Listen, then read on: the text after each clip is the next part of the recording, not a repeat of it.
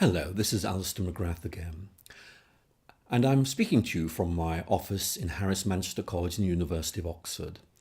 And in this short video presentation, we're going to look at another primary theological source. And the reading we're going to be looking at is entitled Irenaeus on the Role of Tradition. And you'll find this in the second chapter of my textbook, The Christian Theology Reader. And this second chapter of this textbook brings together a collection of texts dealing with the sources of theology. It focuses on how Christian theologians have made use of the Bible, tradition, and reason in their theological reflections. And these readings deal with some classic themes, such as how Christian theologians have interpreted the Bible, especially how they've used the Old Testament in a Christian context. And you'll find a reading from Augustine on the literal and allegorical senses of Scripture, and a very interesting one from the great Old Testament scholar Gerhard von Rad on typology and biblical interpretation. Another debate covered in this chapter centers on the question of whether individual believers can understand the Bible without the aid of the church, a topic, I may add, that was debated intensely in the 16th century. This chapter includes some important and accessible texts from both sides of that debate. And the chapter also includes material reflecting on what revelation is and where it might be found, including the question of how the natural world as God's creation bears witness to the beauty of God. This is traditionally known as natural theology, which continues to be an important debate in theology.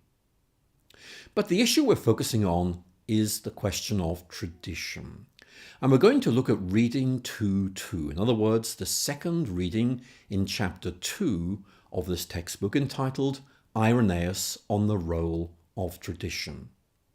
Let's begin by asking, just who was Irenaeus?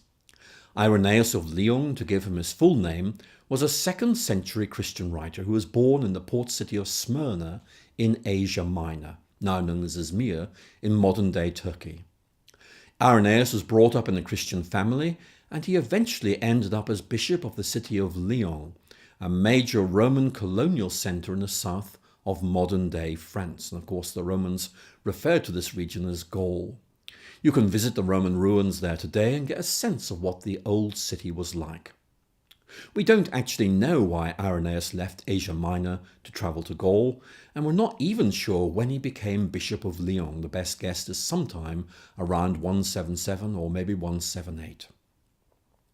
Now, a series of controversies in the early church brought home the importance of the idea of tradition.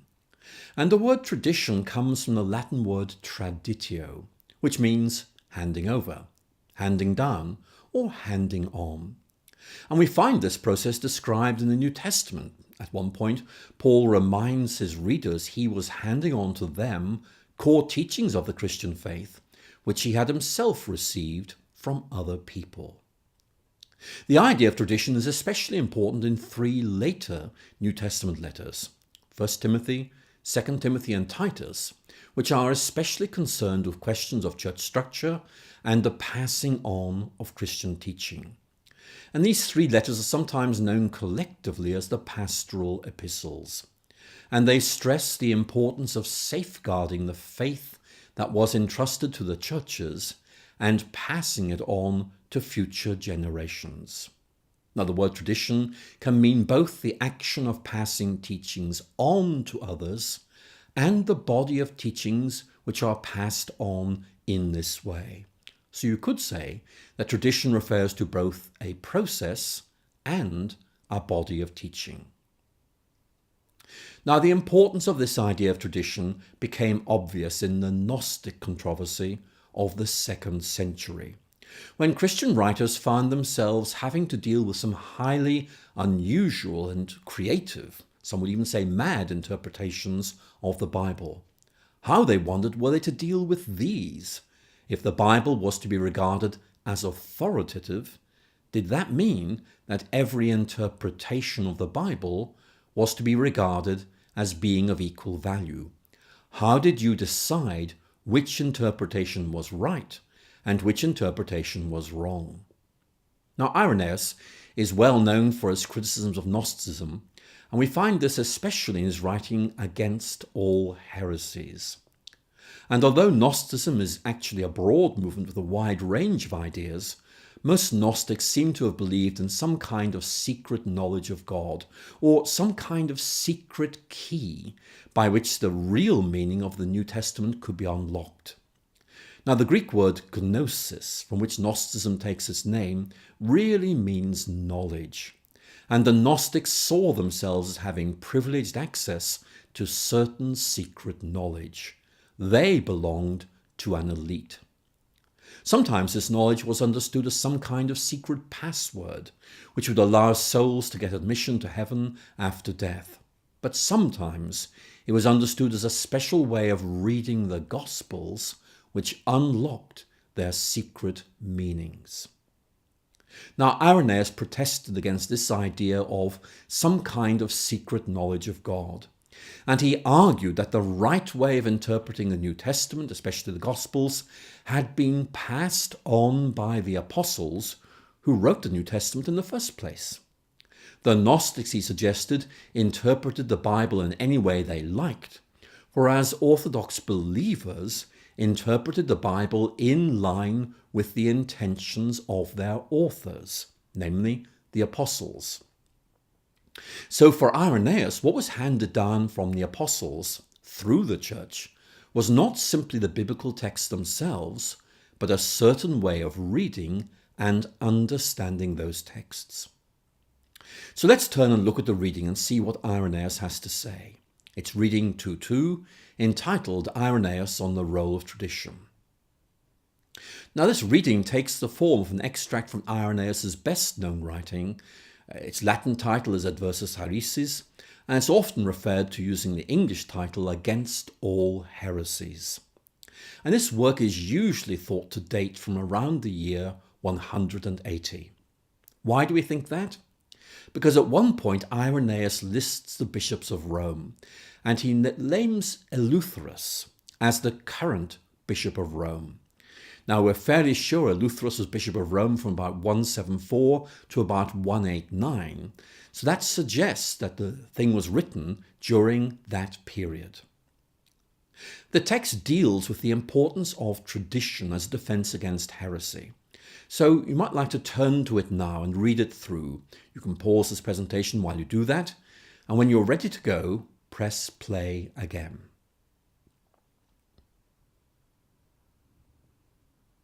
Irenaeus begins by noting that biblical books can be interpreted in a number of ways. So which of these ways is right? Which is the meaning that the apostles intended? And Irenaeus argues that the tradition of the church represents an important way of finding the true meaning of New Testament texts. Let me quote from the reading. The scriptures contain a variety of statements, and it is not possible for those who do not know the tradition to find the truth in them.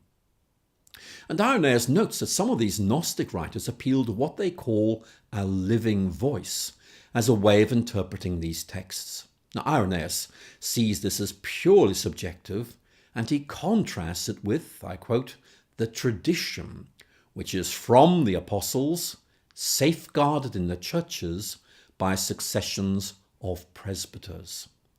And his point here is that the churches do not rely on the subjective impressions of maverick theologians.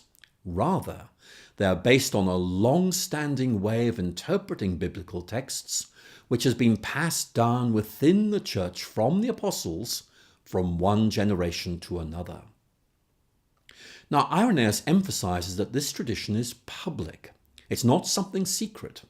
The apostolic tradition, he tells us, has been made known in every church in the entire world. It's open to inspection, unlike the living voice on which Gnosticism relied for its biblical interpretation. And Irenaeus insists that this public tradition can be justified. The churches can demonstrate historical continuity with the apostles, thus ensuring that their teachings were passed down faithfully. He writes, "We are able to number those who are bishops appointed by the apostles and their successors in the church to the present day." If the apostles had known secret mysteries, Irenaeus declares, they would have passed them down to those whom they entrusted in the churches. Now let's look at the concluding section of the reading. Here's what Irenaeus says. The apostles have, as it were, deposited this truth in all its fullness in this depository, so that whoever wants to may draw from this water of life. For Irenaeus, tradition is like one of the great Roman aqueducts, like this one in Segovia in Spain, which channeled water from a fountainhead to the cities, so that people could have a constant supply of fresh living water.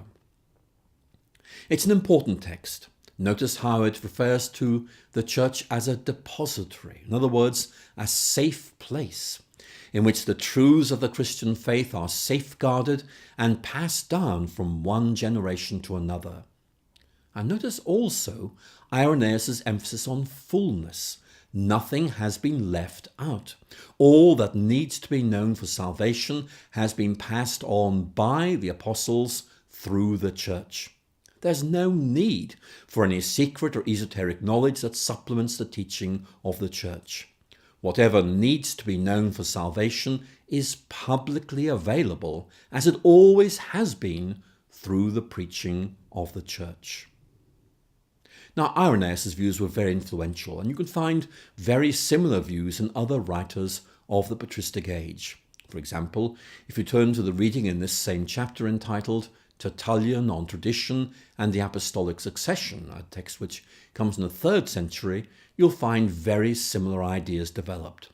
The stream of faith is purest at its source, and the church needs to keep in touch with its apostolic origins.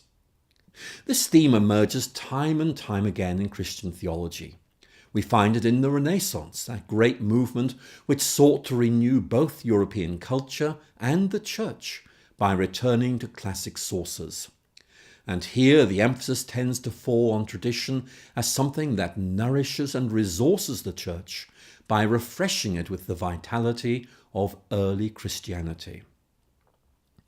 The great Renaissance writer of the early 16th century, Erasmus of Rotterdam, here seen in the famous portrait by Hans Holbein, argued that Christian theology of his age ought to ignore scholastic works of theology and go back to the writings of the patristic age. After all, he argued, a stream is purest at its source. It was necessary to return ad fontes, a Latin slogan that means back to the sources or the fountainheads.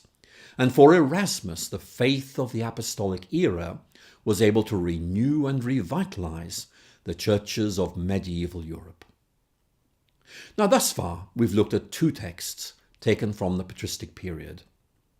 But our next 2 primary sources both date from the 1940s.